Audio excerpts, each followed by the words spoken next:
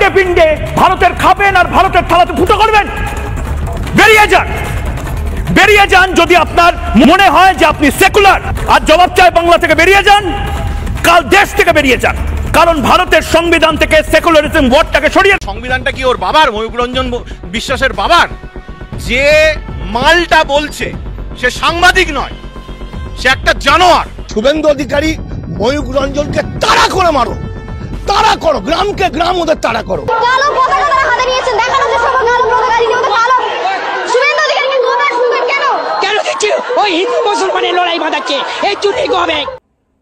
ভারতের যে কলকাতার যে বিশেষ মিডিয়াগুলো আছে, যেগুলো বিজেপির এজেন্ডা প্রচার করে, সেই ধরনের মিডিয়ার কার্যক্রম দেখলে কারো মাথা ঠিক থাকার মতো অবস্থা না।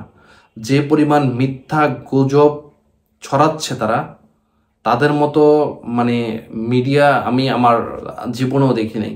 মানুষের কথাবার্তা বলা বা সব কিছু বলার তো একটা ধরন থাকা উচিত, বা সব কিছু বলার তো একটা মানে অথেন্টিসিটি থাকা উচিত। কিন্তু ভারতের যে মিডিয়াগুলো আছে, বিশেষ করে পশ্চিমবঙ্গের মিডিয়াগুলোকে আমি বিশেষভাবে কথা বলছি, যেমন রিপাবলিক বাংলা, G24, তারপরে আরও বেশ কয়েকটি মিডিয়া আছে। এদের চাইতে যাত্রাপালা যারা করে না, যাত্রাপালা যারা করে এরা আরও ভালো অভিনয় করতে পারে। কোনো নিউজের অথেন্টিসিটি নাই, কোনো নিউজের কোনো কিছু নাই, যা মন চায় সব কিছু বলে বেড়ায়। এগুলোর আসলে কি করা উচিত? এগুলোর আসলে জুতা দিয়ে পিটানো উচিত। এগুলো গাদার চাইতে খারাপ। এগুলোর মাথা ভর্তি হলো গোবর, এগুলোর মাথায় কোনো কিছুই নাই। মাঝে মাঝে মানে মন চায় অনেক কিছুই বলার জন্য, কিন্তু আসলে সব কিছু তার বলা যায় না। এত পরিমাণে নেক্কারজনক ঘটনা ঘটায়, মানে গত কয়েকটা দিন আমরা যে মানে অতিষ্ঠ হয়ে গেছে এই ধরনের এদের খবর দেখতে দেখতে। যে পরিমাণ বাংলাদেশকে নিয়ে যে পরিমাণ গুজব ছড়াইছে গত কয়েকটা দিনে, আমাদের যে 5ই আগস্টের পরবর্তী সময় বাংলাদেশকে নিয়ে যে পরিমাণ গুজব ছড়াইছে, সবচাইতে বেশি খারাপ যেটা সবচাইতে বেশি খারাপ সেটা হলো যে সংখ্যালঘু বলে হিন্দুত্ববাদী বা কট্টর হিন্দুত্ববাদী এটাকে প্রচার করার চেষ্টা করে। মানে নিজের দেশে হলে মানে হিন্দুদের অনেক কিছু নিয়ে প্রচার করে, আর বাংলাদেশে যারা হিন্দু আছে তারা তো সবচাইতে ভালো আছে। আমি মনে করি ইন্ডিয়ার চাইতে বাংলাদেশে হিন্দুরা ভালো আছে। তাদেরকে নিয়ে হলো যে তাদের জীবনটা ঝুঁকির মধ্যে ফেলানোর চেষ্টা করে। এদের নির্দিষ্ট এজেন্ডা আছে, এরা নির্দিষ্ট এজেন্ডা নিয়ে কাজ করে। এরা চায় বাংলাদেশের মধ্যে একটা দাঙ্গা তৈরি হোক, বাংলাদেশের মধ্যে হিন্দু মুসলিম একটা সমস্যা তৈরি হোক, এগুলো নিয়ে তারা রাজনীতি করবে।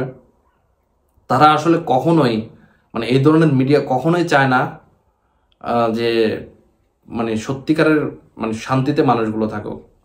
বিশেষ করে বিজেপি, এগুলো তো সবগুলো বিজেপির এজেন্ডায় বাস্তবায়ন করে। এগুলো বিজেপি পরিচালিত ব্যাগ থেকে বিজেপি পরিচালিত মিডিয়া, এগুলোর রাজনীতি হলো এই ধরনের।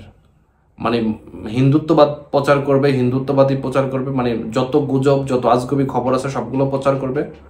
এগুলো প্রচার করে করে মানে নিজেদের মধ্যেই নিজেদের রাজনীতি মাঠ ভালো করার চেষ্টা করবে। এদের বিরুদ্ধে কিন্তু ইতিমধ্যে কথা বলা শুরু হয়েছে। ইন্ডিয়ার মানুষজন এদের বিরুদ্ধে কথা বলতেছেন, এদেরকে গাদা বলতেছেন, কেউ এদের মাথা পাগল বলতেছেন, এগুলো বলতেছেন। এখন আমি বলি, মানুষ ভাই নাটক করে, খবর প্রচারও তো একটা প্যাটার্ন থাকে মানুষের। মানুষ খবর প্রচার করবে, সংবাদ মাধ্যম প্রচার করবে। আমরা তো অন্যান্য বিশ্বের অন্যান্য জায়গার সংবাদ মাধ্যম আমরা ফলো করি।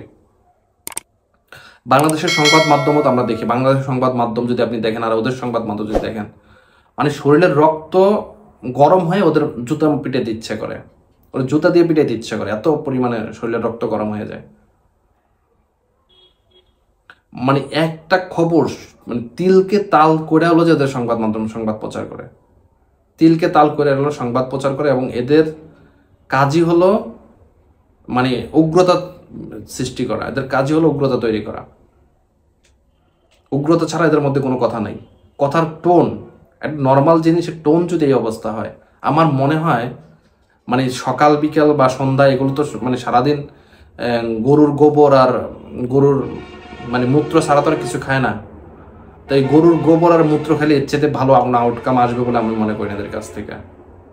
যাদের মাথা ভর্তি গরুর গোবর তাদের কাছ থেকে এর চেয়ে ভালো কোনো আউটকাম আসবে বলে আমি মনে করি না।